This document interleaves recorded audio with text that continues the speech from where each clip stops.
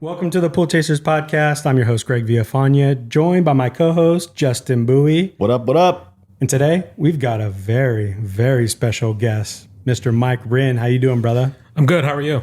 Very good. And let's inform the listeners on why Mike's here today. Well, Mike and I have known each other for a long time. Mike is one of the absolute best guys here at JMax, actually. And I'm really excited to have him talk about his story, man. He's a freaking wealth of knowledge and an awesome human being. So, Mike, before I started with JMax, Justin used to talk about you all the time. And I'm like, I don't know, man. Can anybody really be that good, that smart, that cool, calm, collective, all of the above? And sure enough, you know, I'm waiting for you to slip. Year and a half later, you haven't done it yet. Nice. You are the man. You're living up to the stories. I try. I'm sure it's I've been oversold, but I'll take it. So this is also an exciting episode because this is the first in-person recording that we've done in this studio, and a lot of work went into it. And not disappointed in how it turned out. Yeah, it looks amazing in here. Yeah, if you guys noticed, we had a little lag there. We moved studios from Scottsdale over here to Central Phoenix, and Greg has been just working his little fingers to the bone, just setting it up. And it's on its 36th iteration, but it's looking sweet. It's a lot of work, you know, because I got to make it so good so that every other podcast can copy it and go on from there. Yeah. You know. But before we get any further, let's talk about the beer choices on today's episode. Let's talk about some beers. I'm going to let you go first. All right. So I cracked a beer here. I brought in some of my roots, some of my homebound roots. I got this Baltimore Blonde, actually. And I'm drinking out of a bottle today, which is a little different, but Baltimore Blonde. That looks tasty. This is a Guinness. It's a Guinness brewery, but it's the bottled for the state of Maryland, Baltimore. So it's pretty delicious. I've had it one other time in Annapolis, Maryland when I was back home. I like the checkers on it too. Yeah, that's our flag. I like the little shorty bottles too. There's something about the little shorties that looks cool. Yeah. You know? To be honest, I like drinking out of a can better, but it's delicious. Oh, that's Mike, what do you interesting. I have a Mother's Earth Cali Creamin', the Dreamsicle, or the Creamsicle. Oh. I'm a big fan of like creamsicles in general. And growing up, we'd go to McDonald's and I would do the ice cream cone and the high C Orange Fanta or whatever. And that was solid. That was a go-to. So this kind of reminds me of that. Was that a thing? I never heard of that before. Yeah, I got put onto it by a friend, and my friend Daryl, and he sold me on it, and it didn't disappoint. It was The question is, do you still do it? no. No, I try not to go to McDonald's. Having kids, it's hard because their first thing that they ever want to do is, let's go to McDonald's. It's easy. You know, Cam gets a toy. You know. Shit. What are you drinking, Greg? What did you bring? Oh, yes. Besides my normal venti cold brew, I feel like every picture, video, anything of me, there's a Starbucks cup. And you might think I drink it a lot, and you'd be right, because I do. I got the Harlan Brewing, a labor of beer, San Diego, Japanese lager. How is it? It's actually really freaking good. Is it like a lighter pale ale Yeah. style? Nice. Lighter taste, but it is delicious, and the can is beautiful. Got the whole Japanese design aesthetic going on. I dig it. Nice. It's got Greg's seal of approval. There's actually Ace Hotel in Kyoto. Have you ever heard of Kyoto, Japan? Mm-hmm. Yeah. I thought we were talking about the barns in Me Old too, Town, in Old Town, but- Scottsdale. Oh, no. Japan. But I was watching something and they had a bunch of their own custom beer in there, and it almost looks identical to that. That's Maybe pretty some cool. rip off there. That's about as close as I'm going to get Nice. to that. So enjoy it. So let's jump into this. Let's kick it off. So I think, Mike, for the listeners, why don't you give us your name and where you're from? My name is Mike Rynne. I'm born in Boston, but pretty much raised here in Phoenix. How long, when did you move here? How old were you when you got to Phoenix? We were like, 3 or something, and I was pretty young. My mom's my mom's mother was still back in Boston, so we'd go back and visit sometimes. Nice. Completely different mindset back east, and obviously summers are Yeah. way better, even with the humidity. But Do you get into the lobster rolls? Isn't that a Boston thing? Yeah, I don't do shellfish. I've got like a shellfish allergy.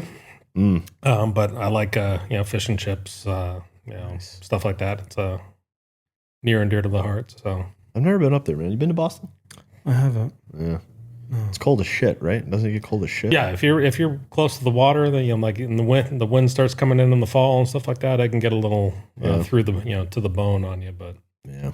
So where did it all start for you, and how'd you get your jump? so I kind of got exposed to it. My uncle was and his brothers were excavators for Paddock Pools back in the day. Okay. Like back when they could use like dynamite and do all kinds of crazy stuff. What? And, Is that real? Yeah. Oh, yeah. They would like all the stuff on Camelback Mountain that Paddock and probably the other builders built. No, they'd have to blow that thing up.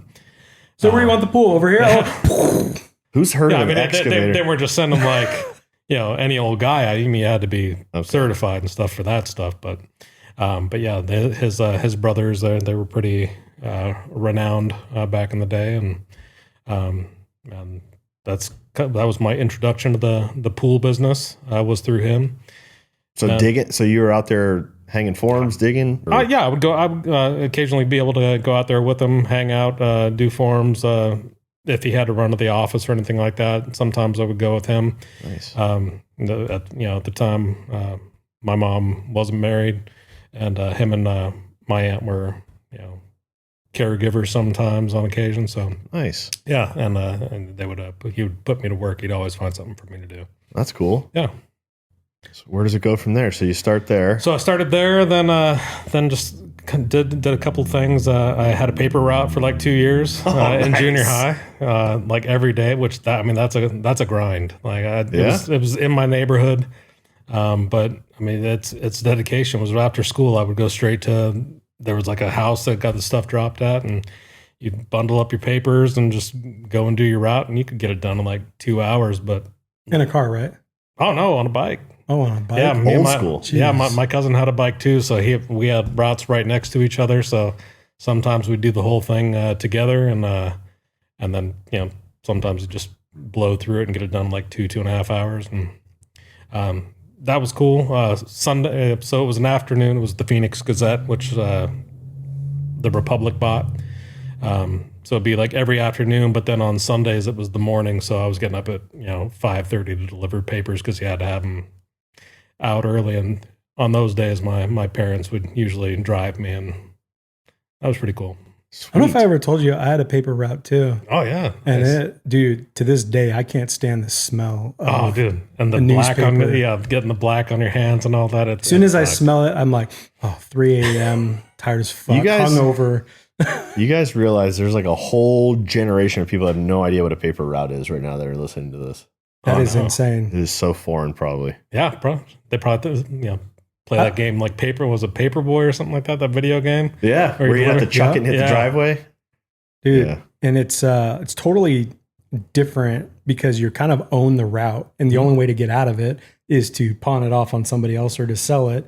And if somebody calls you, like I was in high school, so if somebody didn't get their paper or you threw it in the fountain by accident or whatever happens, like you got to go deliver them another paper. And to collect money, it's not like you have to go to every single house, it's like once a month or whatever it's set up as, and you have to get your money that way. You like knock on the door and be like, shake them down for their subscription. Pretty much. There's somebody to get the phone number from, but dude, it definitely taught you a lot of different hustles for sure. Yeah, That's crazy. Yeah, you get like a little thing if a new route got put on there. Like for them, they had a little card, and you would tear them off like a little receipt type thing. Huh. When they would pay you, it was crazy. But I'm like handling money. I mean, I wanted a Trek mountain bike so bad, so that's why I initially did it. Nice. And yeah, I got that bike, and then somebody stole it. Oh, For real? Yeah, I was son of a. yeah, we had a wrestling tournament, and I left it in the bike rack at school. Came back, bike was gone. Such bullshit, man. I hate thieves. Yeah, that's the worst. Yeah, the one thing I kept thinking on the paper route was you got to finish high school because it might not get any better than this if you don't finish high school. Yeah, But, yeah, learn some lessons for sure. yeah, good dependability. Getting the job done, and yeah, you didn't want to have to go back and deliver one. So yeah, I learned to get it complete and not have to go back. Hmm. So I learned a lot of stuff I carry through to this day because of it. That makes sense. So talking about the paper route, you played sports in college and all that good stuff. Did you get good grades in high school? Did you get I got just enough to get through. So I would not pay attention in class. I would absorb what the teachers were teaching, and then I could pass tests. Maybe I turned in my homework. Most of the time, I did my homework and just left it in the bag and didn't turn it in for who knows what reason.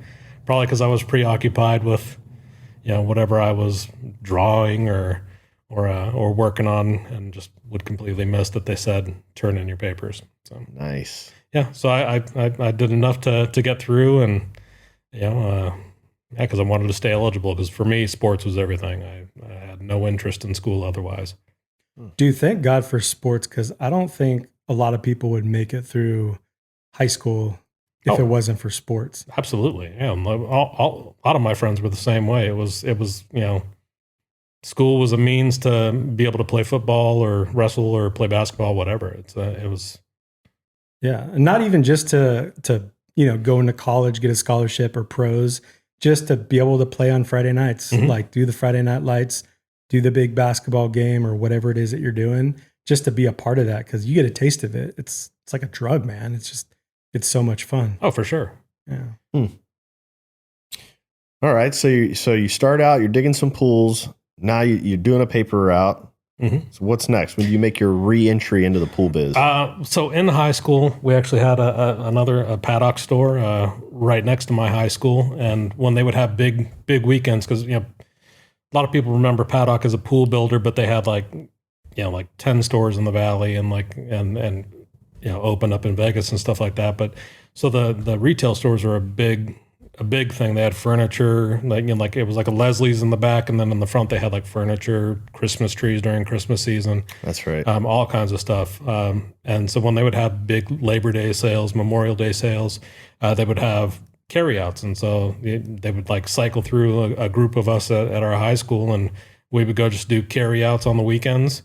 And basically they would give us like $20-$30 out of the safe, and like you could grab all the water pistols and stuff you wanted, and we would screw around otherwise. So nice. I did that here and there, and then right after I got done with school, I needed a job. My uncle, still at Paddock, said that same store needed somebody in the pool shop, so I said, okay, I'll do it, and started there and just worked my way up in the organization from there. So is that like pool shop? Were you doing like the chemical testing, or were you just like doing the retail stuff, or what? Yeah. So in the pool shop, they would have like every store had a pool pro at Paddock, and then you had pool shop employees that were kind of underlings to him, and so you were testing water, breaking down pool cleaners that people would bring in and fix them, fix pumps, motors. I mean, whatever. We were rebuilding the Paramount 6-port valves back in the day. Oh wow. It was. I mean, a lot of everything that Leslie's is doing. Yeah, we were doing the same stuff. So they just teach you, like you just get the job there, and they're like, "Hey, watch me rip this down," and then you just learn by doing sometimes, it. Yeah. Or sometimes a lot of times it was like you're the only one there, and somebody brings in a Polaris 180, and it's like, yeah, this isn't working, and nobody's going to be on the schedule for the next 2 days, so it's like you got to figure it out. So shit. I would call reps. I would call down the street. We had a B&B Pools, which is still there. They were like more of a mom and pop one shop deal, and they would answer any questions that I would ask. That's cool. Yeah, so I would pick everybody's brain I could, and I would just figure out how to break stuff down. Figure out what looked wrong. I was always kind of mechanical-ish, so that was helpful. But yeah, if I got in a jam, I would call anybody I could think of. What location was that? Was that the Thomas and? No, it was McClintock and Southern. Okay. So there's like a U.S. Foods that was a Fry's back in the day, and I think it's a Ross now. But, So was that the first Paddock location? In Arizona? There was a couple like in Central Phoenix, and then they opened a Garden Town over on Thomas and 64th. That's the pretty one early. I know. Yeah, that's that was like the destination. Okay. Not just in the state, but it was probably the first thing like that in the country. where they had retail building. Yeah, retail. They had eight pools or something out front. It was right. it was incredible. So Paddock, that was started in like the late 50s, right? Mm-hmm.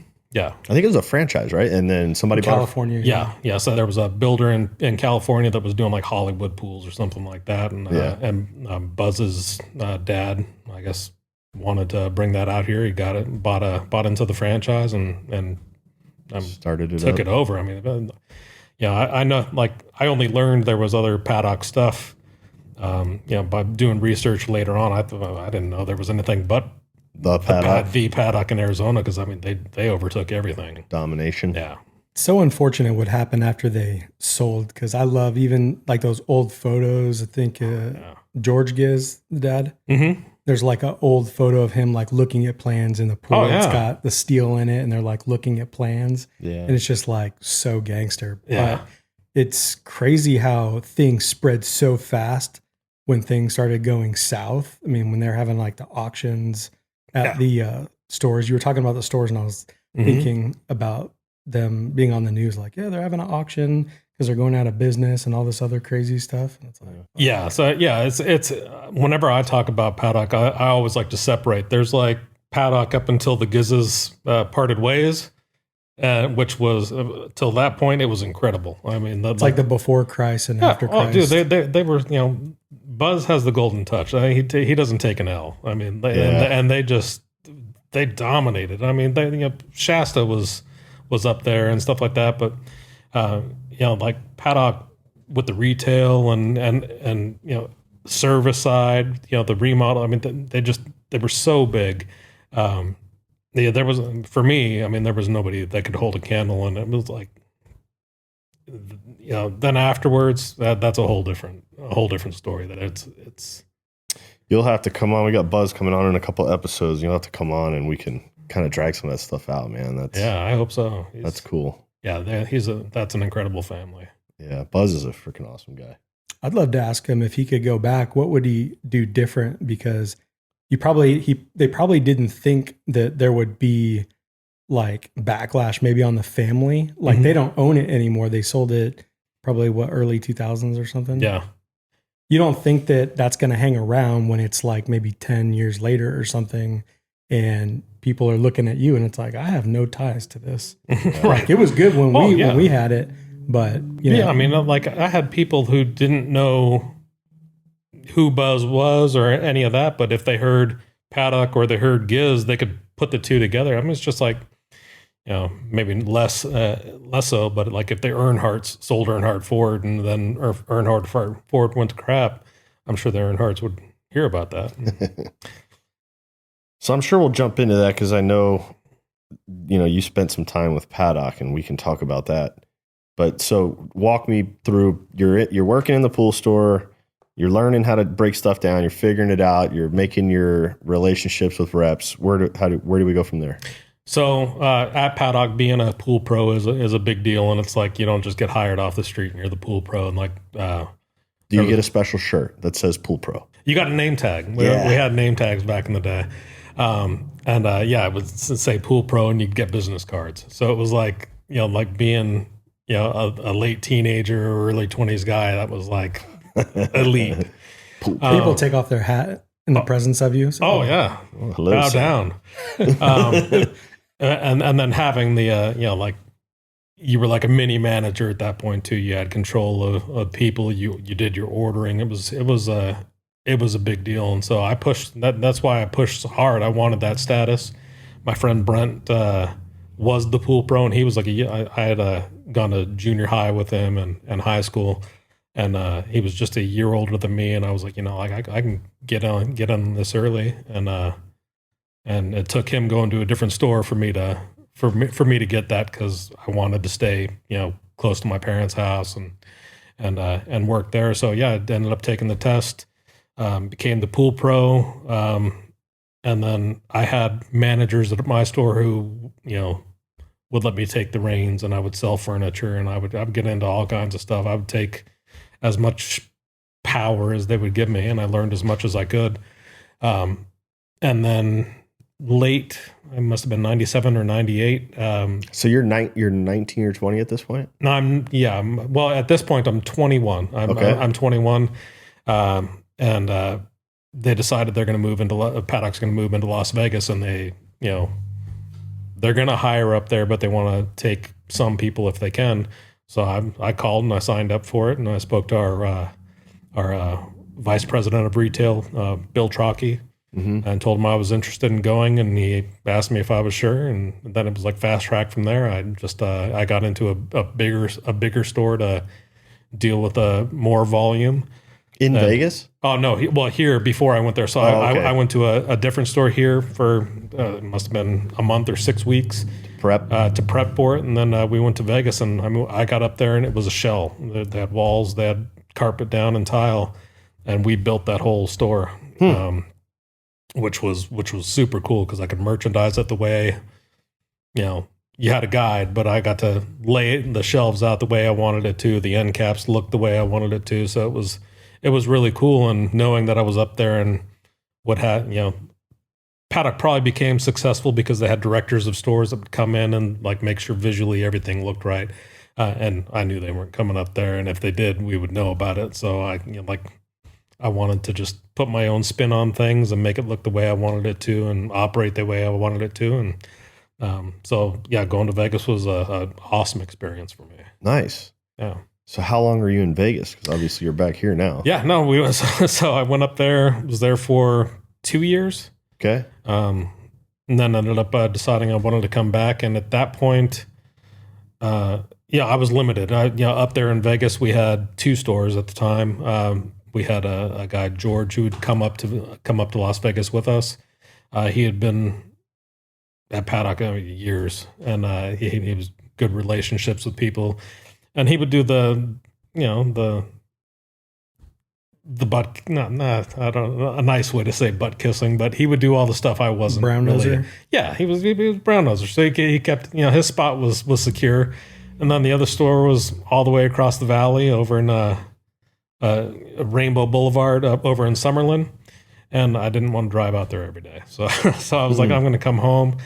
And then I just kind of wanted to do something different. My friend Brent, who had been the pool pro at that store before I had been, was then doing shotcrete for his wife's family.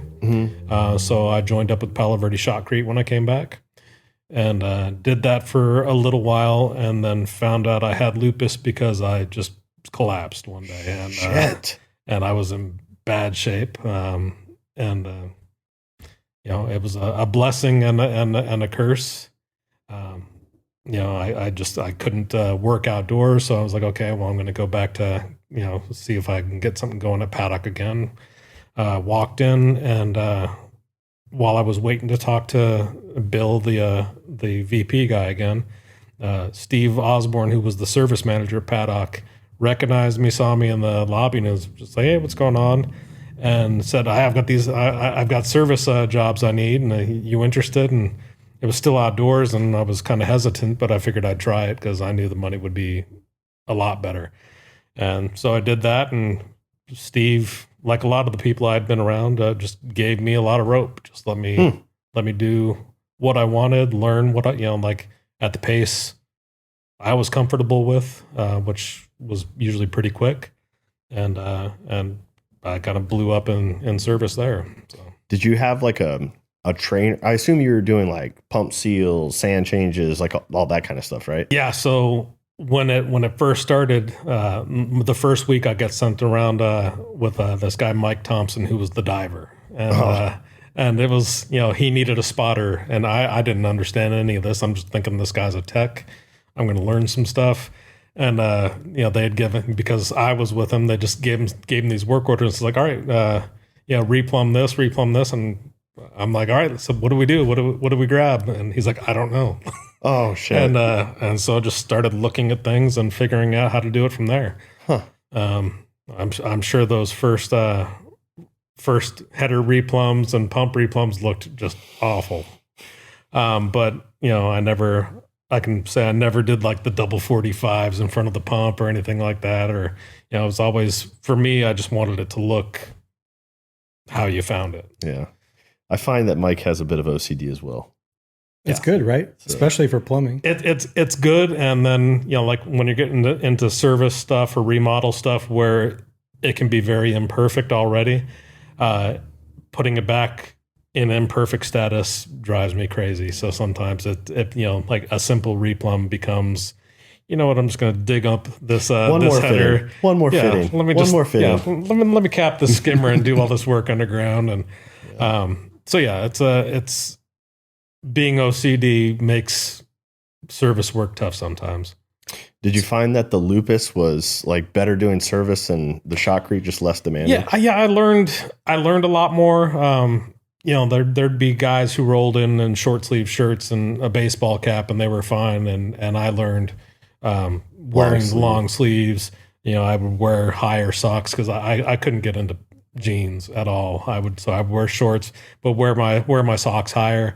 The big hats. I would really protect myself, and I would get rashes here or there, or have not great days, but I didn't crush me like the dehydration and stuff of doing shotcrete was. I mean, so it was the heat, the sun, the dehydration. The shotcrete was just unfortunately not for me because it was pretty cool. Yeah. So I was going to ask, what is lupus? Maybe some people don't know.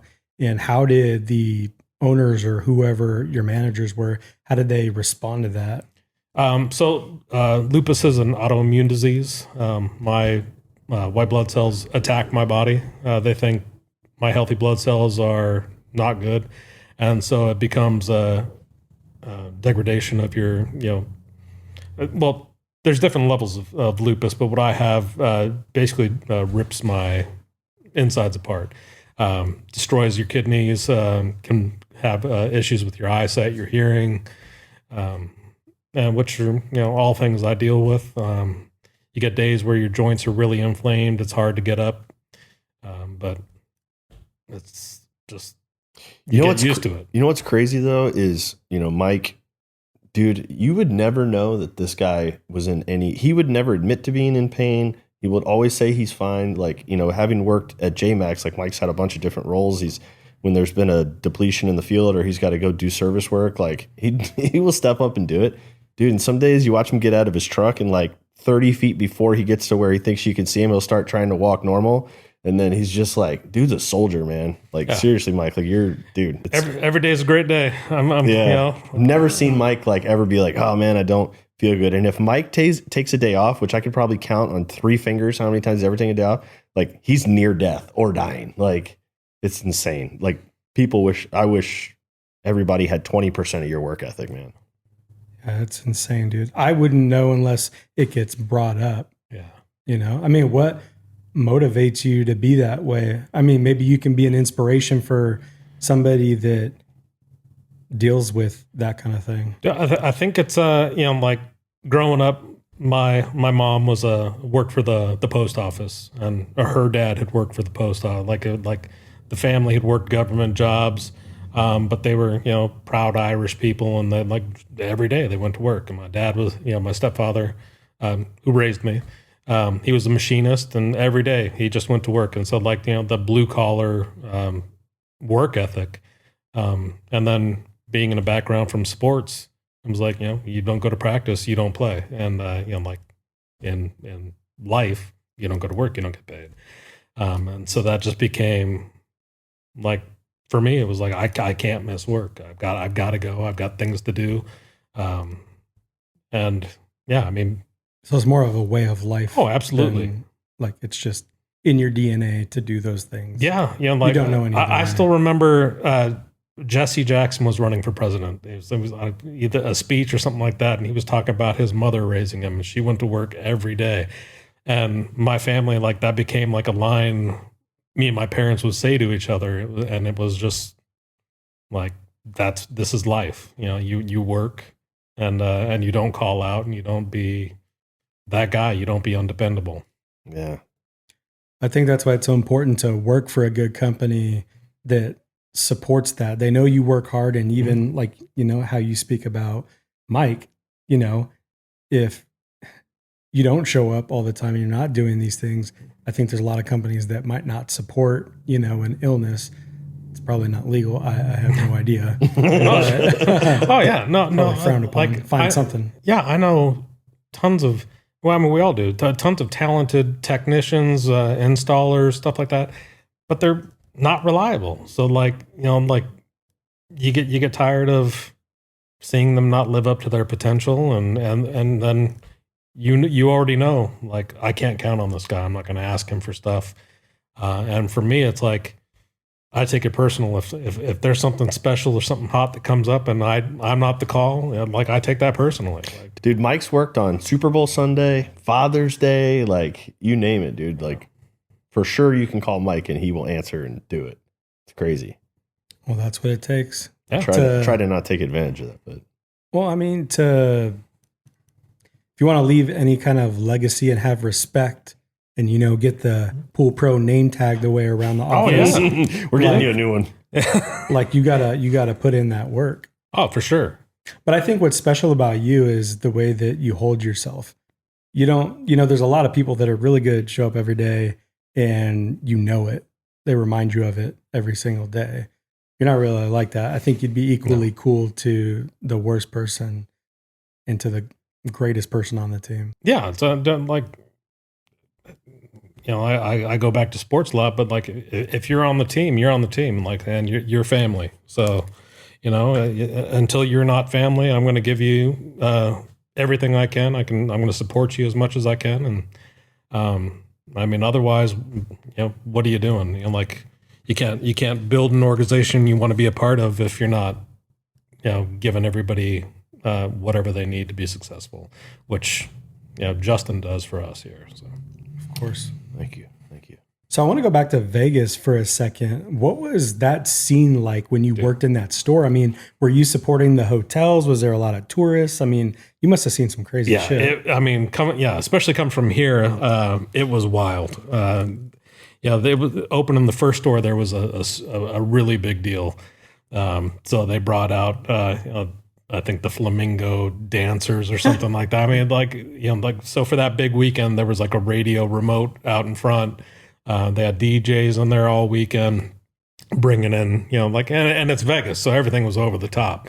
And, you're seeing just all kinds of just wild stuff. And the way of life was completely different too. When I got there and we're setting up the stores, it was sun up to sundown, we were at the store. There was no punch on the clock for 40 hours. It was until we've got nothing left to do for the day.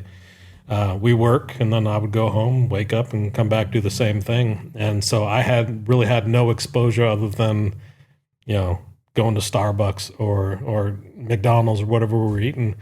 And yeah, that first weekend, when you're going down the strip mall and just seeing how different the service mentality is up in Las Vegas, it was eye-opening for me. I'd never experienced anything like that. People want to tip you all the time, and it was wild. Were the customers a little bit more savvy when it came to the pool and equipment than the customers you deal with now? Some, I think, obviously the town was, obviously pretty big at that point, but Henderson and Summerlin were really just starting to explode at that point. I think the Sunset Station had just opened, and that was a big draw, and Henderson was really starting to expand. So I feel like, again, Paddock was kind of in at the beginning of, that area blowing up, and they built a lot of pools, and a lot of it up there was Aqualinks. I saw more Aqualinks up there than I had seen down here. I think there's still a lot. Oh, I'm sure. There's a heavy market for that. Every pool I've seen, my parents still live out there and check out their friends' pools and stuff like that. It's all Jandy filter pumps and Aqualink systems. Yeah. So they still got it down there. They do. But yeah, it's grown like crazy. Yeah. And I'm sure that's why Paddock made the switch to Vegas, right? Oh yeah, absolutely. They got in. I know, before it started coming down, they'd gotten it up to four stores up there. So they had kind of nailed down the four corners of the loop up that they have up there. And yeah, they were killing it. They're building a lot of pools, a lot of furniture deliveries, deliveries like Floyd Mayweather's house, stuff like that. So that's cool. That was really cool. What other big pool builders were in Vegas at that time besides Paddock? You remember? Man, I asked because Blue Vegas Haven? is a weird area. Even when I go there now, I never see like service. Like here, you always see like service trucks, and you see, like the interior guys, like their trucks running around. When I'm in Vegas, I never see like anything for as many pools as there are, even on the Strip. Yeah. I mean, the hotels probably have their own pool guy that is there, but I never see any pool people out there. Yeah, there were the only memorable like pool guy I remember there was at the SCP we would go to. There was this guy who had, it was like one of those little truck Volkswagen bus type things, and it was pink, and that's the only reason it really registered. I mean, the vehicle itself was cool, but yeah, the pink color really put it over the top. I think he did like tile cleans or something like that, and did some small repairs. But wasn't Anthony Sylvan out there? Yeah, that's who I was trying to think of. I remember they had an office. I think it was like straight down Rainbow from the Paddock store, and aside from that, like Hot Spring Spas was the only other like retailer or something like that I could think of that was doing a lot of stuff. So Paddock definitely had the market share. Oh, for sure. For sure we have. So, okay. So backing up. So you're in Vegas, you come back here, you're doing service, you're getting your feet wet in service. I know you eventually make your way into like managing the service department, right? Yeah. And that happened just by, bad stuff. I was in service trying to load up a big 6.9 sand filter in the back of my truck. Kind of had it on the edge, and the top was cut off, and I was pouring all the sand in it. And just the way I had set it up, the base cracked, and I tried to grab it and dislocated my elbow and just destroyed, did a lot of nerve damage, and just screwed it up really good. And so I was office bound for a while, and so then it was getting on the office, and it was just like a new thing to learn, and and I wanted to be the best. Like everything I did there, I didn't want to take people's jobs, but I wanted to be the best at doing it. So it was like, whether it was answering the phones, and then being able to troubleshoot, because we had girls in the office who knew what a pool was, but they didn't know the components. So if it was like, we can save a guy a trip on a warranty call, I would walk people through it, and we troubleshot a lot to send our guys out more prepared that way. Yeah. So that was cool. And then I would close out a bunch of tickets, and it was just as much as I could be given. And so Steve was still the manager at that point, and gave me a lot of rope. And any of that crew, like those service guys, like any of those names still in the biz that you came up with? Not really. Everybody. So Damien came with Divine Pools. I had trained him. He came in as a youngster, and he rode with me for a couple weeks. First day I picked him up, he had been out doing sake bombers the night before. Oh, nice. So I go around, take a look at the job, and he was puking in the front yard, and so Perfect. He went home. But I didn't have a lot of hope for him, and dude, he was a stud. He was competitive. He had played some football and stuff like that, and so he had that competitive nature, and we wanted to sell. We wanted to sell the most, and he crushed it. And so he does his own thing, Divine Pools, and he's a solid, dependable guy. Like if I need something done, I know I can call him, and he'll move heaven and earth and get it done for me. Nice. Where is Steve Noland at this point? Is Steve? Steve. So Steve ended up. I went up to Vegas the second time, and Steve was up there with me, and so I had a really good relationship with Steve. He's over at Sonoran Land Design, killing it. He does awesome stuff. There's a lot of builders out there that seems like they never go in a backyard, and then they get to the end and like, why is all this stuff wrong? That doesn't happen with Steve. Steve's notice the details, man. Like he is on it, man. Steve's old school. I've had the good fortune of meeting Steve. And yeah, dude, he's one of the only guys that is still like, he will not build something if it's not right. He doesn't take any risks, like uncalculated. He's an old school, like hardworking, by the book dude. Yeah, perfectionist for sure. Yeah. What kind of issues were you guys running into in like the early days? You know how there's these fly by night plumbers, electricians, whatever else. I mean, what kind of issues were you guys dealing with back then? I think with you know, in the buzz era of Paddock, the nice thing was like all of our subs and stuff like that, it was the same ones. It was like Springs and Son for electric and Luna and those guys for plumbing. So it was like you knew who these guys were and you saw them in the warehouses every day. And if I started seeing problems on jobs as a service technician, like, you know, they tuck the pump underneath the filter and you couldn't change out the motor, stuff like that, I would probably in not so nice a way approach some of these crews and tell them they needed to space stuff out. And but it was a nice environment because, you know, these guys are at your site every day. So service guys, installers, remodelers are all, you know, dropping on the same place at one time. And a great thing for me to ask questions and learn as much as I could. A little collaborative effort. Oh yeah, absolutely. So this question's kind of for the both of you.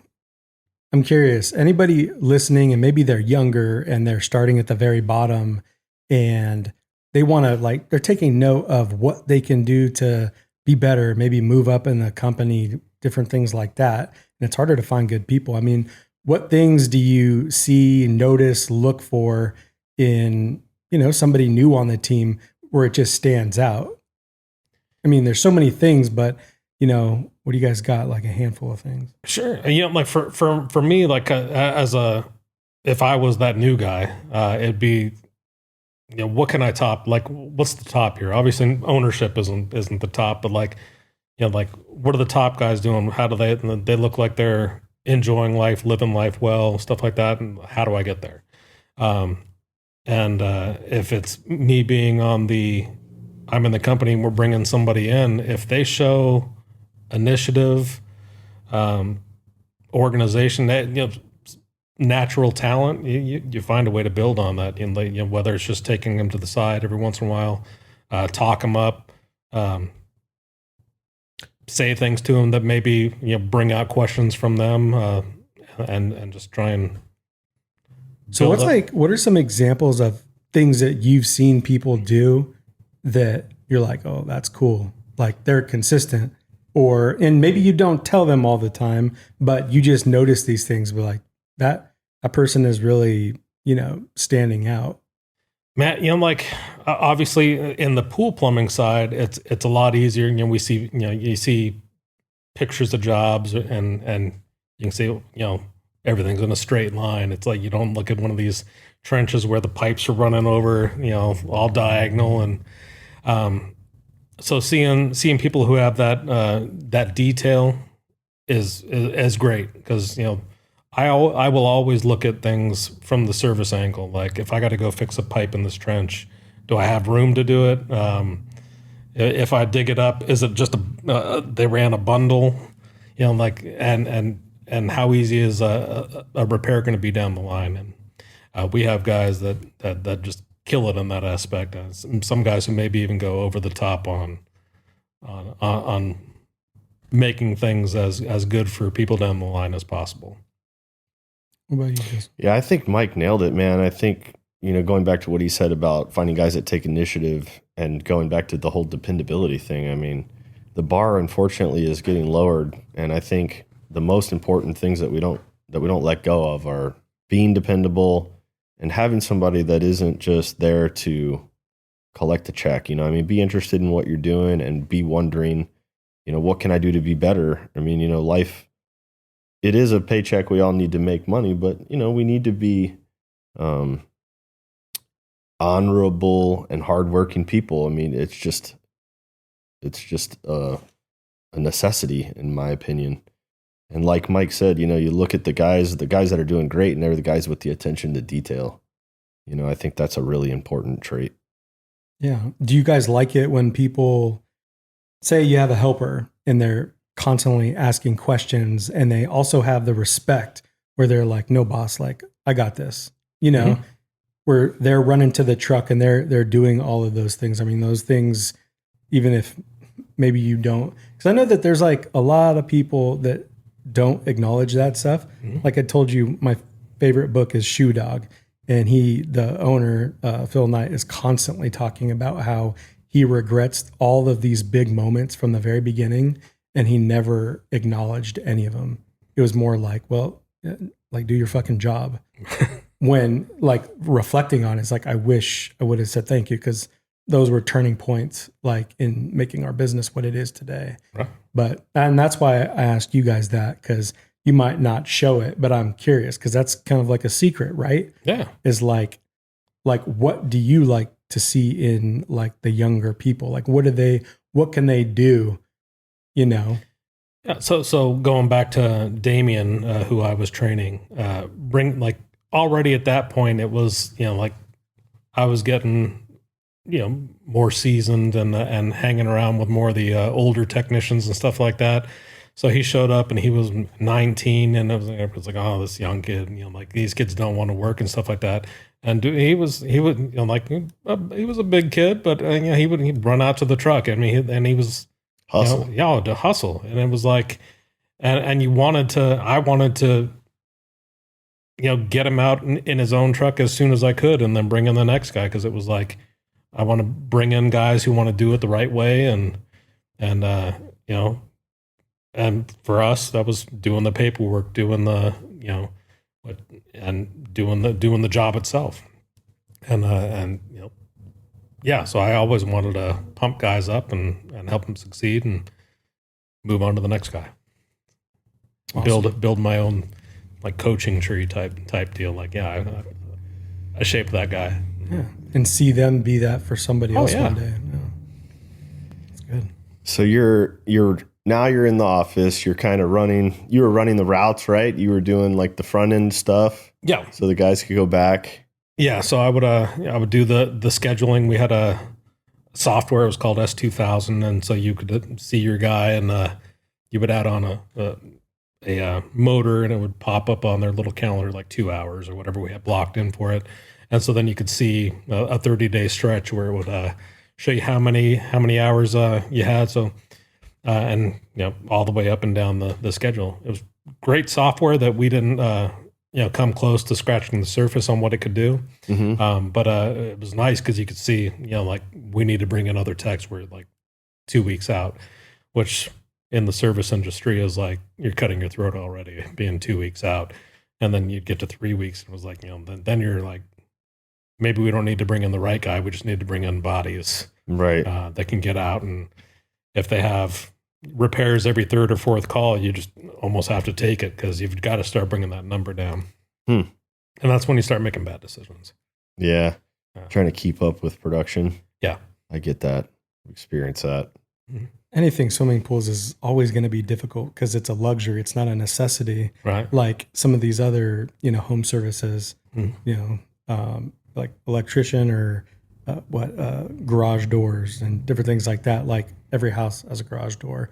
Not every house has a swimming pool. Right. So I can imagine, since like the very beginning of pools, if you're offering any type of services within swimming pools, it's pretty hard to know what the next year or even the next 6 months is going to look like. Right. Mm-hmm. Absolutely. So you're there, you're running that. And then, I know so how many years were you there running their service department? Like in service, probably 7 years, I think. Okay. Total. So I was with Paddock a total of 20 years. Okay. So at that point, I had started my company. I met Mike through Paddock. And then I know there was some turbulence starting at Paddock, right? Sure. So they were sold, and then it became like a revolving door. First, the company that bought them, there was oversight to a degree, but there wasn't like real oversight. It was and then it was like there was blood in the water. So techs start leaving, or just running calls, and then running them for themselves. I mean, it was just all kinds of bad. So you would have people come in and think they'd identify a problem, and it was like you're not even in the ballpark of what's really going on here. Did they send people in to try and right side the operation? So every group that ended up kind of like coming in, we talked like the first group I remember and them coming in was Sam Lewis, who ended up running or doing Platinum Pools. I had never met Sam. I'd never met Mark Bowers, who he brought in, but they came in. They were pool guys. Had they been there longer, I think things could have stabilized a little bit there. Did he come in personally and buy that, or did he have an investor come in? I think the investment company had bought out them and maybe identified him as somebody who could fix what was going. Because I think when Buzz sold the company, they were doing like stupid numbers, like 130 million or something, right? Something great, and then it was like 10 million, like that. I mean, overnight. Obviously the economy dropped out, but I was gonna say, what year was this? Yeah, that was 2008. So he sold at the absolute perfect time. Did he do that on purpose? He had. Buzz a smart man. Yeah, he had to know something. Yeah, I'm not saying that's a bad thing. Yeah. It's just he saw the writing on the wall. Mm-hmm. Yeah. Okay, so Sam, and then Sam, after he came in, he departed, right? Or somebody else bought it, and he went and started Platinum. Yeah, he departed, and somebody else came in, and they had partnered with Craig Maggi, who had been part of the organization, and Craig had some gifts. Craig was a salesman. Like, is that what he did before he was running it or whatever? Yeah, I think so. He had done a lot of stuff. Like he had like done like a Starbucks franchise. Done a lot of stuff.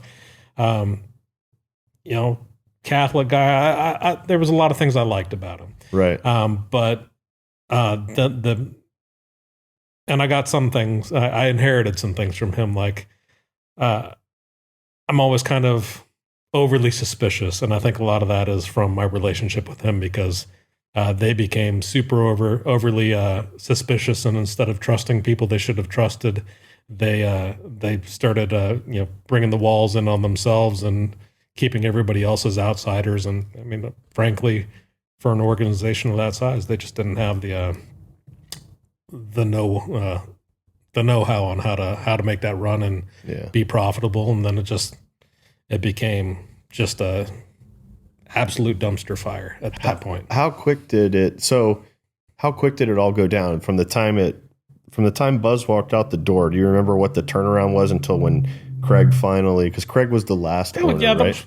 That was probably 6 years, I think. So it had a run, it had a shot. Yeah, it had a shot, and then like at the end there, Craig and them, it was a cash flow issue. They knew they couldn't make it work, and they brought in the sleaziest group of people possible. Like you think of like bad swimming pool stuff and crooks. I mean, this was it, and like there was a lot of stuff I thought we could fix. Like we had a crew of people that had been there, like I thought I had been there a long time, but getting to know like Kathy Corbeil, Gary Kaufman, all these people. I mean, these are people who'd been there 15, 20 years longer than me.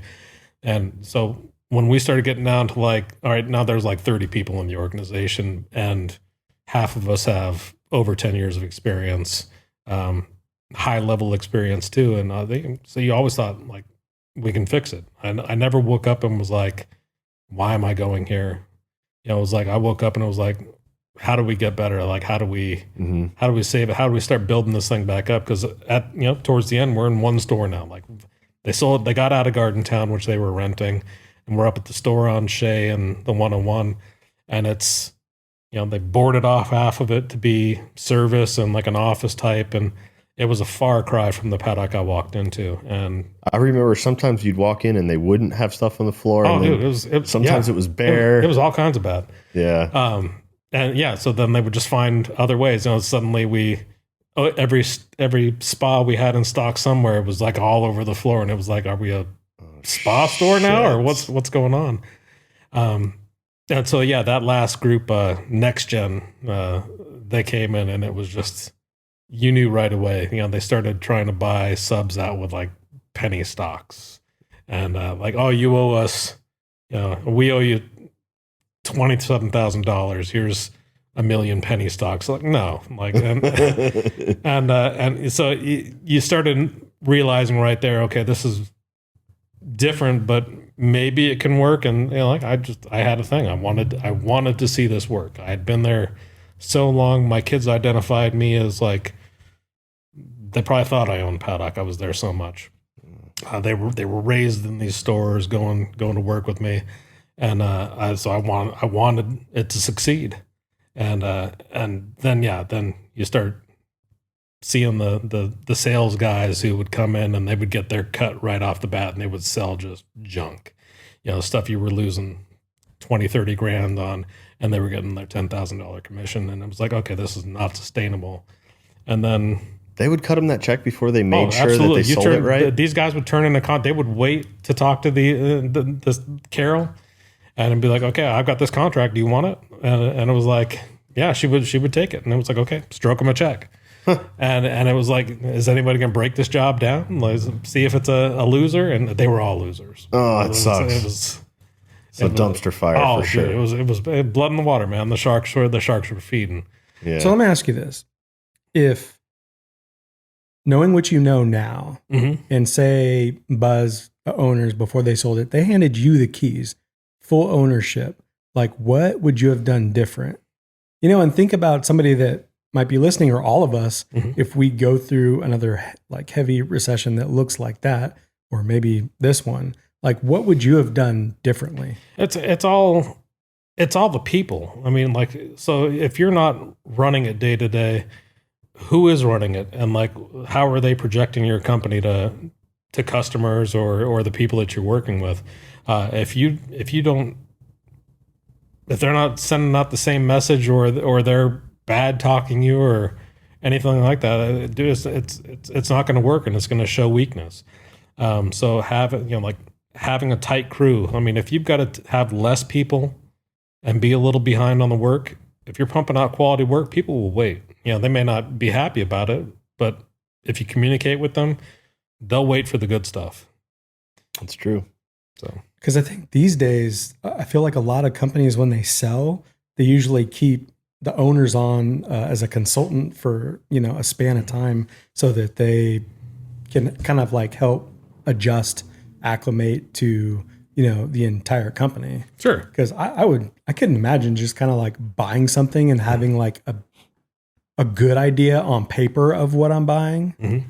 Like that seems insane, especially the volume Paddock was doing it at one time. Yeah, it was different. And Buzz did stick around for a while, but none of us knew the details on when he would leave. So yeah, he was still in his office, and it was like, okay, we got bought, or like, I was naive. I didn't know a lot about business and stuff like that. But he was still around, and apparently people started chirping, Paramount was operating at one point out of the warehouse at Paddock.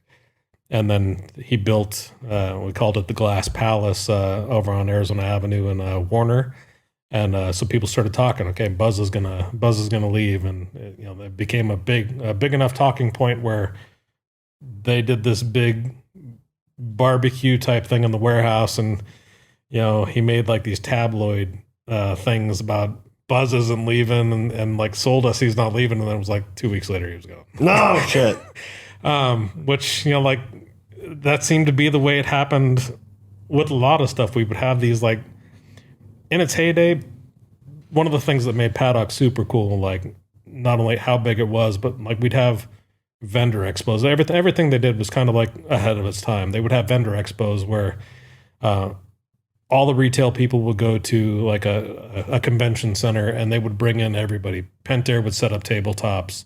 The furniture people would come in and do like tabletops, and you would go to classrooms and you would learn. And it was awesome. So like everything Paddock did was kind of like over the top. So when they had to address something, we would have these meetings at a movie theater or something like that, and they would have these rallying cries. And as soon as Buzz was gone, like it was laughable how they would try and approach that. It was sad. So there was a weekly service like division of Paddock? Like all the pools being built were being cleaned by you all as well? Yeah, we didn't start that till way late. To make up for that loss? The second time I was up in Vegas, that's when they started instituting it. And it was, again, a disaster. It was like big business running a pool route. It was like, okay, you called in, I want pool service. Okay, is your pool big? No, it's normal size. Nobody's qualifying anything. Okay, $79.99 a month, and you go out and it's just a turd. Like trees all over the place, and so it was money losers. And once you had that credit card, and we're going to bill these people, you couldn't get upper management to let you cancel these pools. Like we had one pool clean at like 306th Ave out in Buckeye, like an hour away from everything else, and we were making like $80 a month on it. It was like, and you'd be like, okay, well, Loser. I'm going to go ahead and cancel this. No, we can't cancel it. Like we got to hold on to it. And it was like every dollar became so desperate. It's like, dude, you're losing $80 a month to collect this $80. I mean, there's a wash, like it's a wash here, or you're just getting killed. And yeah, it was a bad deal. But they built up a route of like 300 pools for 5 techs, and some of them were splash and dash, but a lot of them were pool cleans. And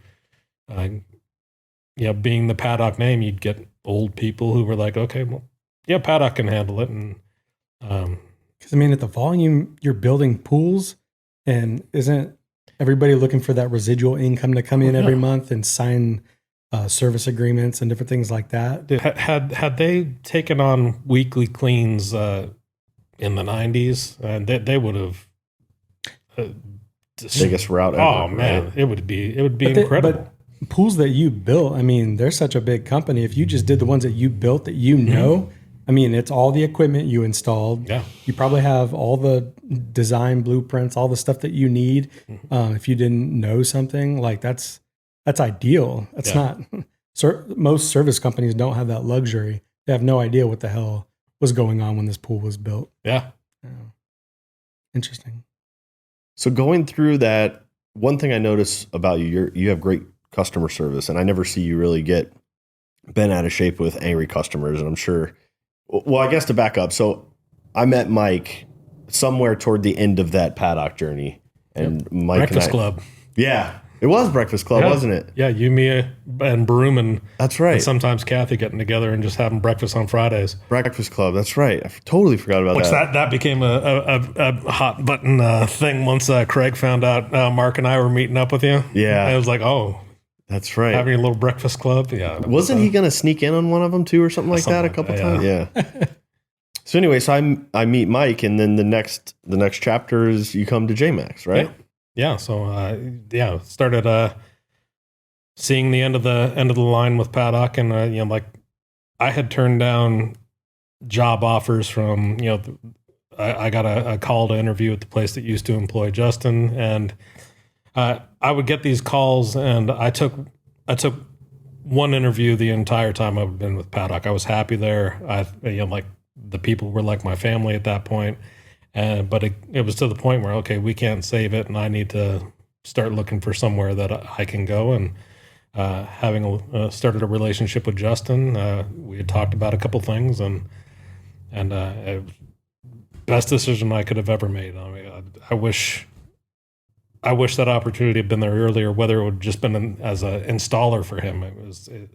Working for Justin is completely unlike anything I've ever experienced. He takes care of people. He cares about people. You give what you get, and he gives you everything. Thanks, man. Yeah, I think Appreciate that. I think you kind of have to go through all this shit and really in order to truly respect it.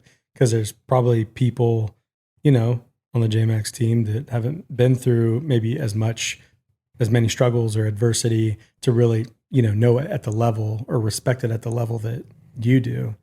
Because, you don't know what you have until you lose it sometimes, and you go out and work for somebody else, especially in the pool business. And it's like, oh, fuck, what did I do? Should have stayed where I was at. That's right. I had a good thing going. Yeah. Yep. So then you've been here. I should know this, but are you on year 7 right now? I think so. Year 7. So 7 years, and Mike has worn every hat. Every hat except, well, you probably have partially plumbed a pool or done some at least heavy plumbing, but Mike's worn every hat. And what I was starting to say earlier is Mike deals with a lot of the customers, and I've never seen Mike, if somebody's mad or whatever, never get upset. And it's like, it's admirable to me because all it takes is a little bit for me to get upset. I'm just very matter of fact. That's one thing about my personality I don't like. Do you think did you have that trait before Paddock? Because I know when things were going down, you probably had to be that way. Because I'm sure you got people threatening to kill you all the time, right? Yeah, I did have one person show up at my house. Really? Yeah. How'd they find your house? Looked me up on the assessor's site. Just because you're representing Paddock? Mm-hmm. Yeah, they had been. I had been it was always, I would deal with a certain amount of people, but it was like, we have a hot problem, like send Mike. And like I would go out and meet these people and it'd be like, hey, nobody's been here for 2 months. They dropped this stuff off, and I haven't seen anybody else. And I got sent out there because they were threatening to go to the ROC or do whatever. And I'd be like, okay, look, I learned real early, like, don't make promises, because the guy I made a promise to, the first one I went out to, showed up at my door, and he was like, "Dude, you told me this was gonna progress," and I was like, "Hey, man, I thought it was. I was told, what we were gonna do to fix things. I was supposed to come out here and help make that happen, and I'm sorry they dropped the ball." And so I learned, one, don't promise anything unless you're the one backing it up. You're insuring it. And two, follow up every day after that. It was so that became a thing. Like, hey, I know we talked yesterday. This is where we're at. Came back, talked ownership, and yeah, it was so yeah. That, did he threaten you? Did he show up? Was he like, dude, I'm gonna? He wasn't threatening, but I think he understood. I think he knew that like showing up at my door was like implying, I know that, like I can make your life difficult. Yeah, and he like luckily it didn't progress. I didn't like have to get physical with him or anything like that. Didn't have a weapon, but it was just like, I can find you. What did and that was frightening. Was that when Craig had the reins? This was when Next Gen. So this was the last thing. What did they say when you told them that? Did you tell them? They didn't care. They were just they like, absolutely that sucks. Did. Anyway, yeah, like shit. Yeah, they did not care at all. Like I don't think they would have worried unless it went south and that guy killed me. Yeah. So did you have a technique, like if somebody called in and they're just like pissed, like? Yeah, or you just wing it? Or? I think a lot of it started working in the retail stores. Retail sucks. Like as far as people are gonna like remind you you're the lowest on the totem pole. You're scum. Like how do you even have a job? Hey, pool pro. so and we're doing testing, and like back then, like the water testing was like we had the beakers with like little spinning magnets and stuff like that, and it was cool. But I'm testing your water. This is what you need to add. But like you're in the retail store, you don't know, is the pump leaking? It's not priming. Is the sand 30 years old? Whatever. So they come back 2 days later, my pool's still green, and they would just lay into you. Oh. And you just got to take it. You got to counter separating you and this person, and and they're just going off, and their problem is your problem. Like in person or on the phone? Oh no, in person. Oh, like they would. See, that's even crazier. Like being nasty to somebody, like in person.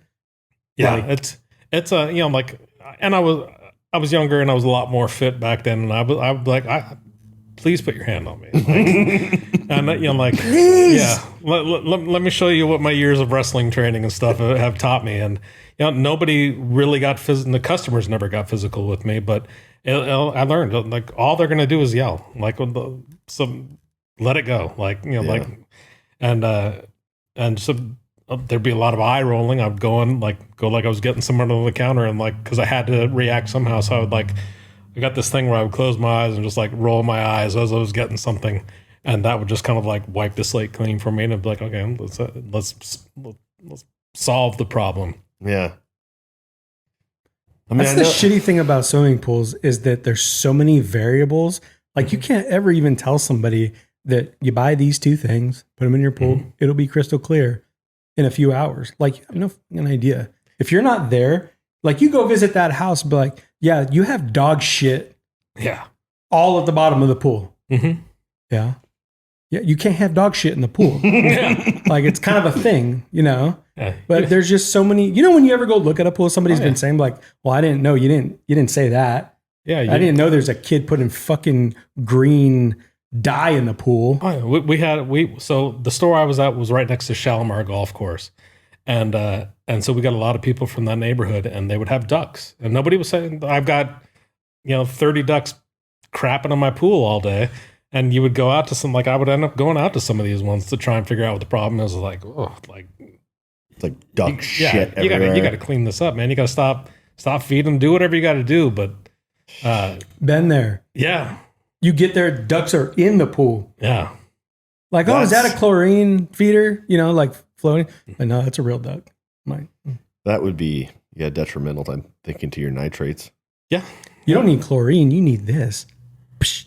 Or you'd go test the chemicals. Chlorine's are 20 parts per million, something insane. But then they've got, equipment like, Brandon from Pool Evolution posts a lot of these crappy pool guy repairs, and you would see these things, and you're like, how does that even function? Yeah. And so that would be the other thing. Like the equipment just couldn't do the job. But I'm out of counter testing your water. I don't know any of this stuff. So.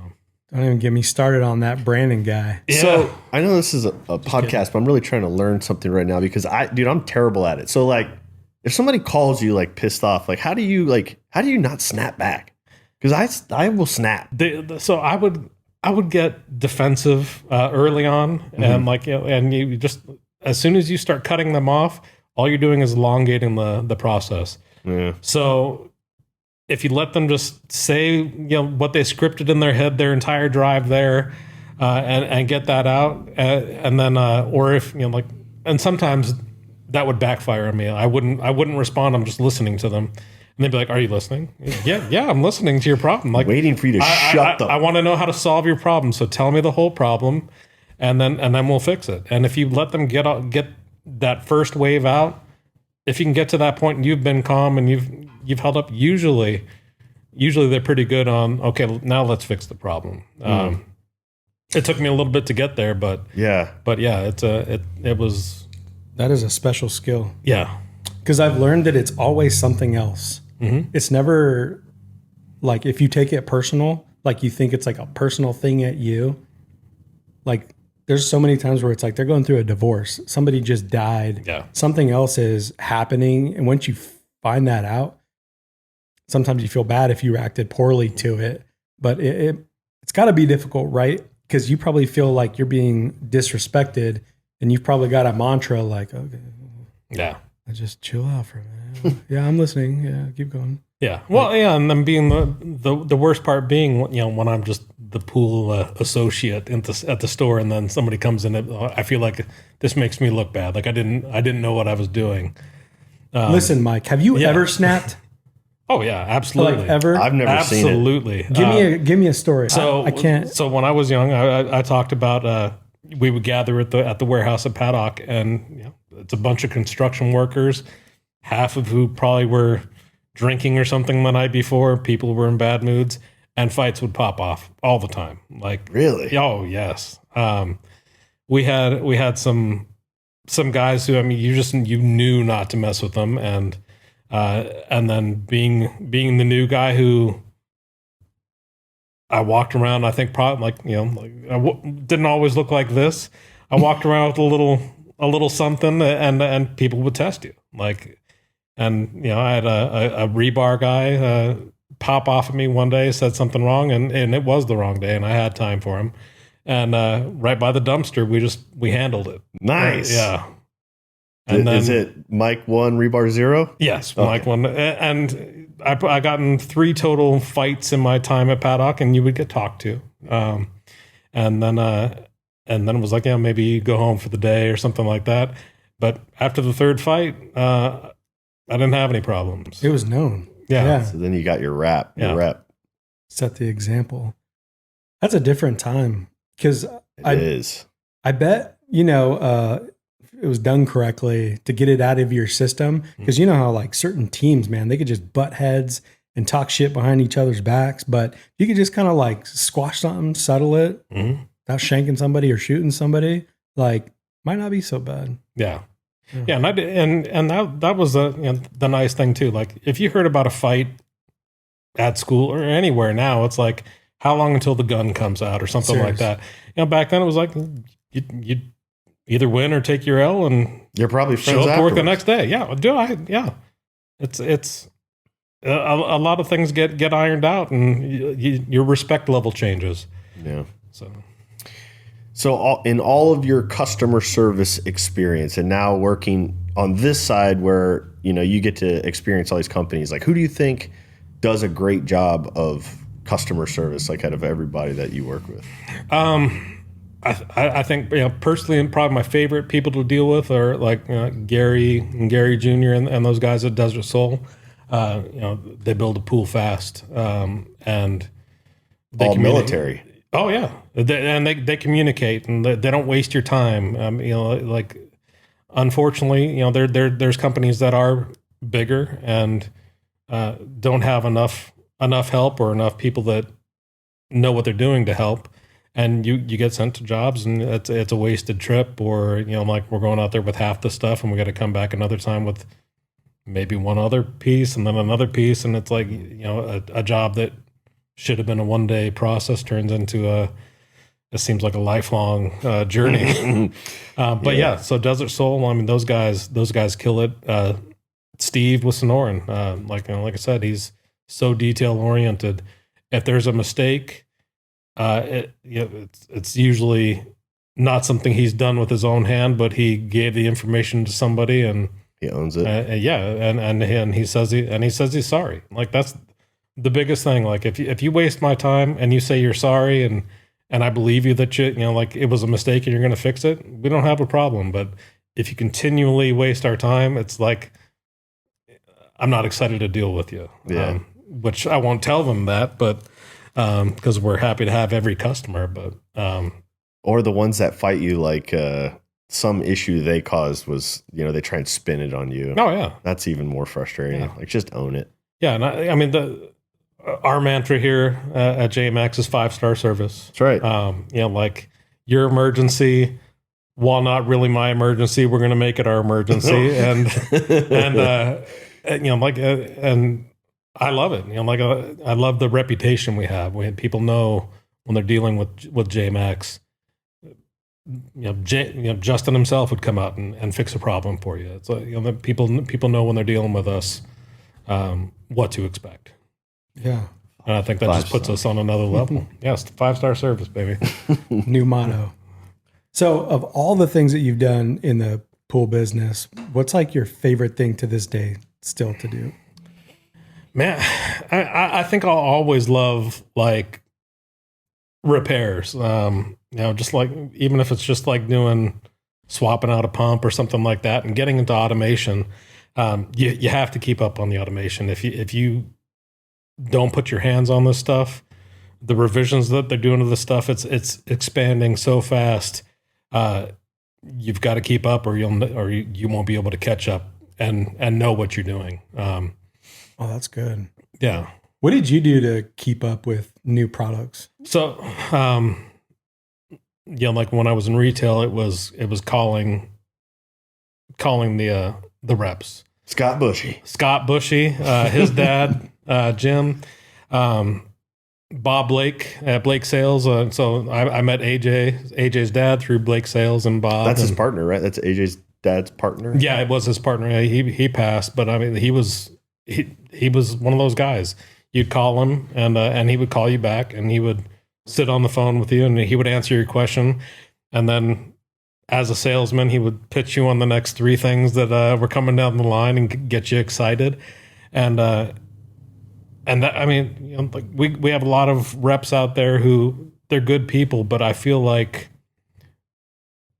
some of that stuff, some of that product knowledge and stuff like that is lost. It's just, let me push it off to another guy. So I always wanted to be a guy that my guys could call and I can give you the answer. Like, not I don't know, let me have you call so-and-so.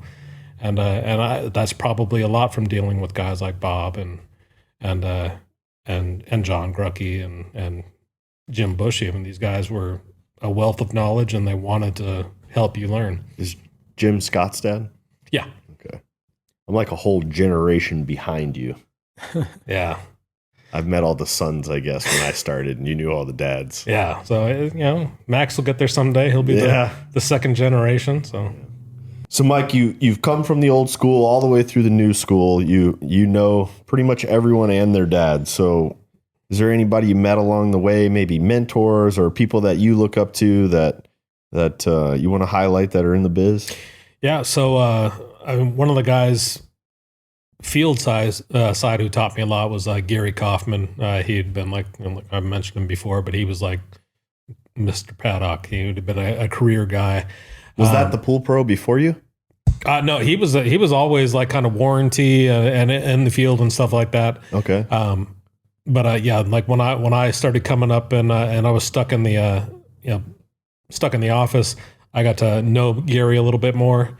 Him and Ron Manguso, they were like the OGs. They knew everything. Huh. So like if you ran into a problem, just in the warehouse in the morning, you'd be like, "Hey, you ever run into a pump that's not priming like this?" And they could rattle off like 4 or 5 different things, and then like it was always one of those things.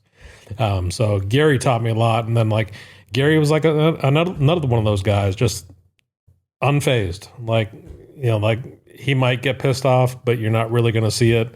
And then I probably picked up on a couple of his things, but like he worries about stuff. Like you tell him what he's going to do before he does it, and he like fixates on it and worries about it and overthinks it, and is prepared. Like he doesn't show up somewhere where he's not like already got an idea of what I can do to make this better. And so I learned a lot from Gary.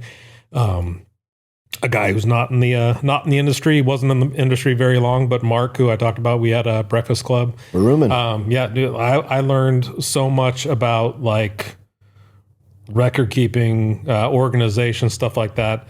And like he'd been in logistics and stuff like that and came over to Paddock, with Craig, and like, I'll take everything that happened with Craig, trade for gladly that. To trade for Mark, who, I mean, like he stood up, was my best man at my wedding, my godfather, my Nino. I mean, he's just the best dude. And like one of those guys there, I don't ask people for much, but if I had to ask somebody for something, I would go to Mark because I know he would have my back. That's awesome. I mean, the guys like that, and then like I've mentioned a lot of the sales reps. A guy, Ralph, I mentioned my first manager, Ralph Lemming. That dude was like a grinder. Like he looked like he was 80 years old when I met him, and like he had like this goiter or something like that he would always like squeeze and stuff like that. And you thought, every day you were with Ralph, this might be the last day. But another one of those guys that I learned work ethic from. They just showed up. Like he was always there and dependable, and a great influence on me. And I learned a lot from him. Okay, service. You said he was service. No, he was retail. So retail. Okay. He was like my first guy who was in charge of me at Paddock, and he was amazing. Nice. He had a pipe at the end of the day. He'd roll out to the back and smoke his pipe. He was like a corn husk the coolest old dude. And like I loved Ralph. That's awesome. Yeah. So I also know, you've been service, you've been on the construction side, you're on the plumbing side, you've done remodel stuff, you've seen a lot of things. What are some of the craziest things you've ever seen on a pool? Like you show up, something crazy or something built, or what do you got? Yeah, like you go to South Scottsdale. South Scottsdale is like a gold mine of like weird stuff. Like they'd have those big concrete skimmers, or the big manhole size ones where the filter was like in the skimmer. Skim filter. Yeah, it was stuff like that. The first time you see that, you're like, what? Have you seen that, Greg? I have not. Dude, They look like 4-foot diameter. Like they would use like those caissons that they would use to like use drainage under the roads, and they would pour it in, and it wasn't the filter and the skimmer. They called it a skim filter, right? And it had like a freaking manhole cover on it, like from the street. Legit filter? Mm-hmm. Yeah. Inside the hole? Yeah, it was so weird. So yeah, South Scottsdale, you know, like there's still a ton of like brass pumps, which brass pumps are great in the right circumstance. Like Arcadia, you got a lot of trees and stuff like that. I'd probably still throw a brass pump on there. You know, that impeller will chew it up and, you know, take care of your chemicals. You'd be okay. Otherwise, you're gonna Kill it. thin that impeller out real quick. But yeah, like, you know, I still like the old pressure side cleaners. Like, you know, run into whips every once in a while, or the porpoise or stuff like that. That's like that always takes me back when I see stuff like that. What about crazy experiences? Like, you know, you mentioned earlier, like the guy who showed up at your house to fight, but like any other crazy experiences, customer interactions, things that you got to? Had another guy. The only other time this had happened to me, I was in South Scottsdale again. My work order said open access, replace a pump, or replace a motor. I'm back there replacing the motor, and I hear rustling, and then I look up, and he's got a gun drawn on me because he was a cop and didn't know what was going on. And he's like, "Who are you, and what are you doing?" Like, clearly replacing a motor here, like not anywhere near your house. And like he chilled out, but you could see like a guy who probably was on edge all day when he was at work. I worked overnight, and I was there at like 8 a.m. replacing a motor, and he was probably caught off guard. And wish I had seen him coming out sooner, because turning up and seeing that was a little. Need some new shorts. Yeah, and then you know, just how many naked customers have you walked in on? That's what I feel like everybody's had a naked customer experience. I had, you know, yeah, nobody has a good one either. Like No. I had like this old man, like wrinkly skin, you know, like way too tan, and it was awful. You know, just bathing, and you know, I'm like, they know you're coming. Like, Yeah. and, you know, oh yeah, you caught me off guard. I didn't know you'd be here. You called and we said we'd be here today. Like, Yeah. you know, you knew we were coming. But yeah, so I've had that. I had an older lady who made a pass at me, and it was so uncomfortable. What was her line? She's like, "How do you like this view?" I'm sitting there working on her water leveler float, and she was standing there, and I hadn't seen her yet, and just went and was working. She strolled out. She had decent feet, and you know, it's like, "How do you like this view?" And I'm like, it's standard backyard. And then I looked up, and she had this like, Oh no. terry cloth bikini, not bikini. It was awful. It was awful. And I've seen better. yeah, I was just like, oh yeah, you know, and I was single at the time, but it claimed married real quick. Like, Yeah. You know what? I'm married. I have 12 kids. yeah. Oh yeah. No, just yeah, it's nice. I'm sure my wife would appreciate it too. And yeah, I got out of that real quick. That was a quick repair. And the nice thing was, I would remember all the customers that would make me uncomfortable, and I would see them call. I would reward people who had angered me a little bit and send them out as the technician. Like, Nice. go deal with this person. Go deal with naked Terry. Yeah. It's your turn to go see some wrinkly old Yeah. balls. Yeah. That's awesome. Being a plumber, have you ever seen anything crazy? Like at a house? Yeah. I think I've told the story. I don't know if I've ever told it on the podcast, but I caught, I don't know if, I guess we could say whatever we want. It's our podcast, but I saw a lady masturbating one time. What? Yeah. Like masturbating to us working outside. Yes. Yeah. Holy shit. It was like 35,000 degrees outside, and she was under a blanket, and she had turned like a recliner chair like to the window where I was working outside the window, or where we were collectively working. I don't know who she was having her pleasure to, but yeah, one of us. And you could tell that what was going on under the blanket. Okay. And yeah, that happened. We also one time. Sounds like something bad could happen. Like one of the guys could like cut one of his fingers or something. Like, Yeah. Well, I remember walking by the window, and I looked at the window because I was carrying the filter over my shoulder, and you know how you like see your reflection, and you're like, "Do I look like I'm struggling?" And I look in, and then you look past your reflection, you're like, "Oh shit!" And then like made eye contact, and like the motion stopped, and she probably thought like, "Oh, this is working." Yeah. Oh shit! We had another one. I think you were with JMax at the time. Remember the porn star we had? Oh, that Tony one? It was the one that Pepe went and did a remodel there. Oh. And she came out. I can't remember her name. But she came out the time that I was there. She went in the shower while the guys were working, left the window open, fully nude. Like it was a voyeur thing. Like for sure it was a setup. And then when I got there, she came out like to talk, and she was wearing, dude, she couldn't have had a pound of clothing on her entire body. And she was very curvy.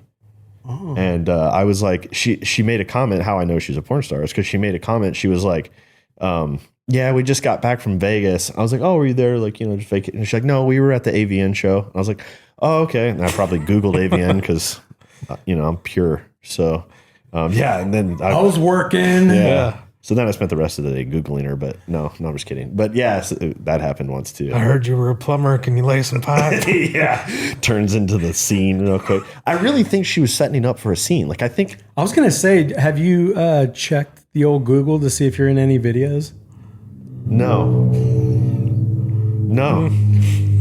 Might do some Should Googling. Plumber and whatever her name was. Plumber with amazing beard. I'll find seduces housewife. You know what? Fucking Justin. I'll find her name. Keep listening to this podcast. On one of these episodes, I'll name drop it. And we've actually had two. We should have her on the show. Yeah, we should. That's a great idea. Things are definitely lose sponsors at that point. We had two though. What was the other? Allison Parker. Yes, we had Allison Parker too. Who's that? You have to Google her. She's just like not like a crazy big chick. I think she's more of like an Instagram, like bikini posting chick / nudity type thing. Oh, soft porn. Soft porn, yeah. Okay. Anyway, I digress, Michael. Again, back to the, you come from the old school through the new school. You've seen every product in the world. Like, what are some products that you either miss or like are notable that you remember, or maybe you thought the design was cool or whatever? Favorite products, favorite or most outstanding products? Like for me, the most notorious product and a product I cut my teeth on when I came into retail, Jandy makes great products usually, but they created a vacuum, the Jandy Vac. I tried looking for a picture recently, and they've scrubbed the internet of any proof this thing existed, but it was kind of like a Barracuda-ish. I mean, they all work off of like a tube and some kind of vibration to make it go, but they had metal clips in it, and these metal clips would break. You would fix it, and the person would be back, a week later, 2 days later. So Paddock sold, maybe we sold 1,000 of these things, and as sales guys in the store, we got spiffs for selling them. So you get normally it was like $25 for a creepy crawly, $35 for a Barracuda, and Jandy was paying $50. So you were selling the Jandy for sure. Like, this is the greatest thing you've ever seen. Don't look at the 20 that are laying in the back room that we got to fix. This is a great cleaner. And probably 90% of the ones they sold, they gave refunds on and put them into like a Barracuda. Of course, we put in the Barracuda for the extra $10 over the creepy. 35. But, the Jandy didn't deliver, but this Barracuda is going to take care of you. As far as like good products, the Barracuda cleaners for me have always been it. When I first came on to change out the diaphragm on it, you had to wiggle this thing back and forth. They didn't have a lock nut or anything like that. It was a pain in the ass. But they would listen to technicians. They would listen to people, and everything they did. When the next thing came out, you can be like, "Oh, dude, the stuff that we complained about, they fixed it. Now it's got a lock ring to take that thing out, and then they split this thing so you can protect the outside of the diaphragm in there. So they did a lot of stuff. So the Barracuda, as far as cleaner, is probably top notch for me.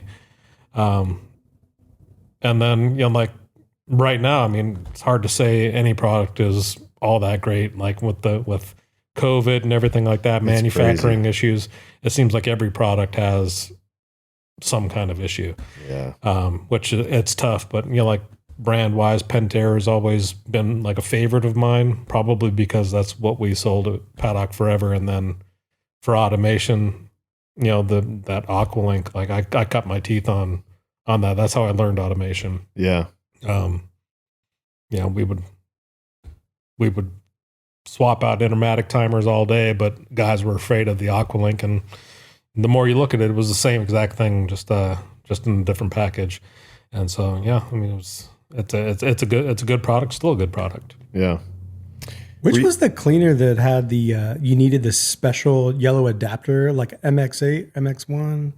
Remember that? The MX8 was the tank, and I was pretty much out of retail when that came out, but it was a Zodiac. They had that one that had like, you know, the tread, and it looked like a tank, and it looked beastly, but I saw a lot of those on the counter at our retail stores and stuff like that. Yeah, if you didn't have the adapter, you weren't you couldn't like manually vacuum it because you had to have the adapter. Oh, you mean like if you pull it off the end of the hose, it took a special? That's stupid.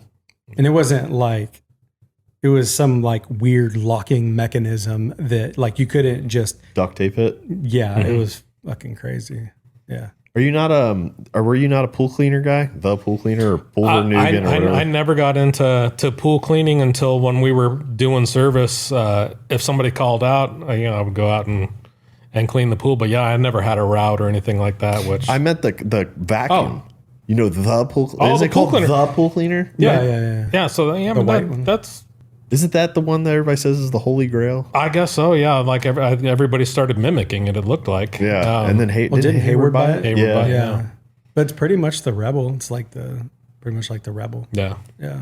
I forget. Yeah, the pool cleaner, because even I don't think they bought it when we were cleaning pools, and that was the one that I recommended the most because that was the most consistent one that you didn't have to like mess with too much, but they were easy to like swap out the tires and like clear the throat and all the other like little things that you needed to do. It was just like easy. Like the other ones, like what you're talking about, the whip system, like the pressure side cleaners, dude. I couldn't fucking stand those things.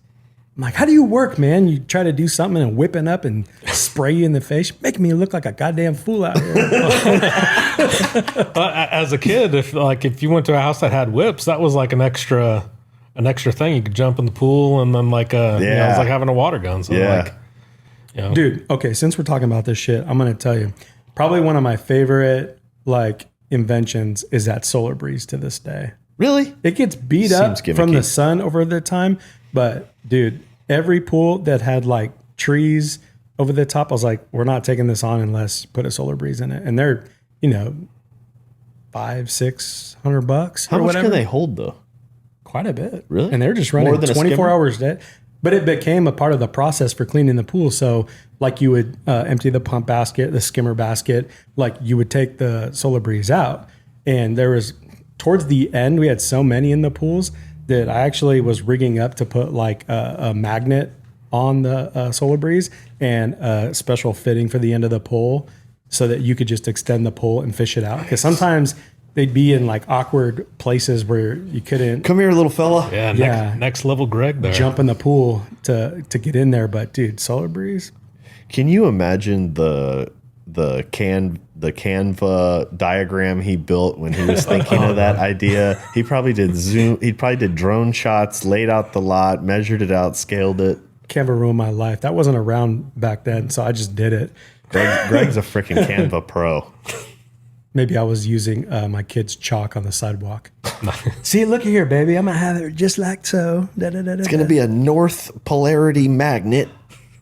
But dude, whatever you can do to make the tech's life easier, right? Right. To get there and the fucking top is like, because you know what was cool about it is if you got the water level just right, dude, it would like sit on that, get right up on the deck and where the water is, and it would just kind of like lock in and it would just clean that tile line all the way across.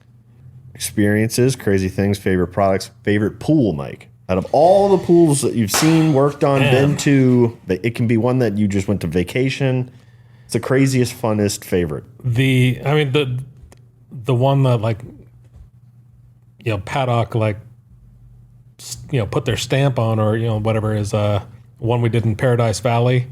At one point, it was the largest home ever. I think I know in what the you're state. talking about. Like it's up on Starlight. Starlight. If you looking it up on Google, it's like 6,000 Starlight or something like that. And I mean, when you pull it up, you can see it. You'll know which one it is. It's got like that big runnel down the middle, right? Yeah, it's got that big water feature right up on the patio. Drops down to a runnel, which drops to a huge pool. What's a runnel? It's just like a little, Just like a linear trough. not a river. Yeah, just like a little. Oh yeah. I know what you're talking And Gary, who I mentioned, I mean, he spent a lot of time there making things, making that thing work. But How many gallons was it? Oh man, that thing had to be 40,000 gallons. And then, off to the side, they had built like a pagoda, like a little Japanese looking thing. And then a huge water feature out front. It was like going to that property. That was like, I'm ready. I'm here to do some real repairs. I'm like, this is a big time thing. It was like a water park. So that's probably like still the one, like I'll always think of that when I think of impressive pools. There's one. Do you remember the one? I'm pretty sure that Paddock did it. It was close to Starlight. Well, Starlight was on the north side of Camelback, right? Yes. So there's another one on the north side, and I think it was the owner of Discount Tire. Yeah, Bruce. Yeah, with the rocks. Yes, and it goes under the house, like under the glass bridge. Yeah. That pool is crazy. We almost contracted to change out. It had Ultraflex on it. Oh, nice. At 8 ports. And dude, it was crazy. Paddock built it, right? Yeah. They built that and then had done a remodel, and Jeff Olson I think ran that. Nice. Guy cussed every day about that thing. That house is like up on the mountain. You go into the house and it's got like this glass bridge that kind of like connects, and the swimming pool goes underneath of it, and it's all built into the rocks. It's crazy.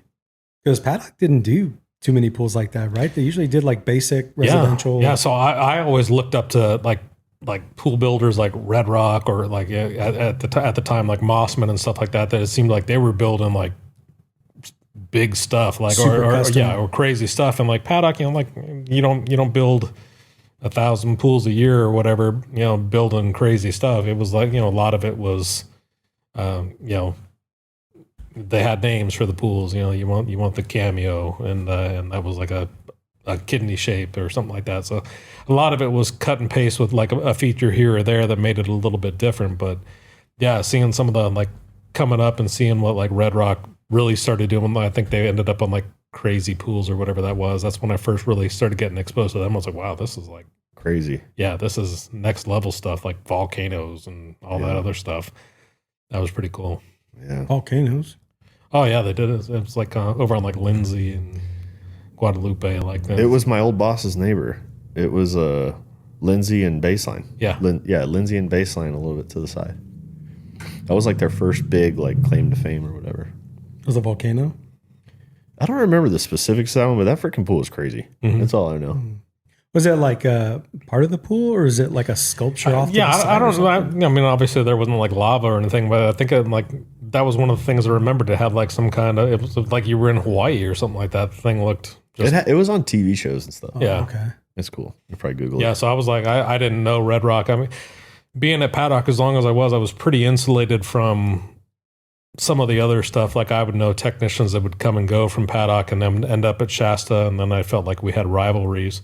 But like I was always looking for like who's building something cool, like, and thinking that maybe someday down the line I'd be a designer and try and. It's not too late. No, it's way too late. I don't have the eye for side project. I mean, not. Yeah, you got this. Yeah, I did have a question. Just more of a comment, and then you guys could touch on it. It's like, have you noticed the pool industry just sucks everyone back in? Like people drop out. Like Mike, you've probably seen it because you've been everywhere. Like names like Dion Hankey. Like Dion. I don't know him that much, but you have to know Dion because he's been freaking everywhere. Like this industry is a vacuum, man. Yeah, I think like being in the service division, and when somebody quit, they'd be like, oh yeah, I'm going over to here, and they're paying me 25 cents more an hour, and you'd be like, you're really leaving like this to go to the unknown for 25 cents an hour, right? And there are guys who like every opportunity like that, they jump on it, and by 2 years from now, you're like, hey, where's Dion? Oh, he's over at Tribal or something like that now. And you're like, what? I thought he was over here. No, he left there and then he's over here. And like, and it's crazy. I mean, the, guys like that, they're so talented, and it's like, you know, you just it's like you said earlier, man. Like sometimes it's sad to see the guys with all the talent who just can't nail it down like you figured out. Yeah, like Dion is like, as far as like a heavy repair that like can do all kinds of tile, do pebble, I mean, he could do it all. He's amazing.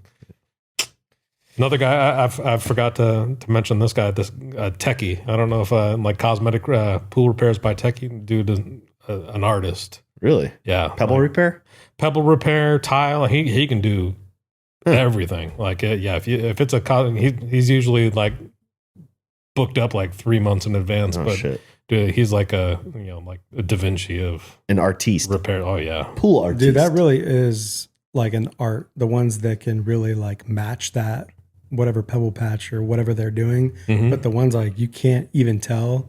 And I've had some shitty repairs done where I'm like, dude, this is not. Yeah.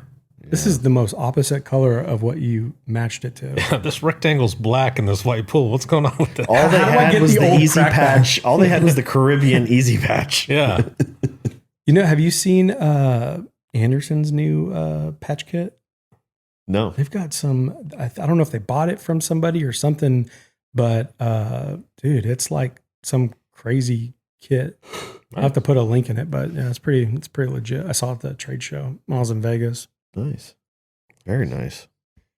Well, this was awesome, Mike. It's, I feel like I've known you my whole life, but I learned some stuff today, man.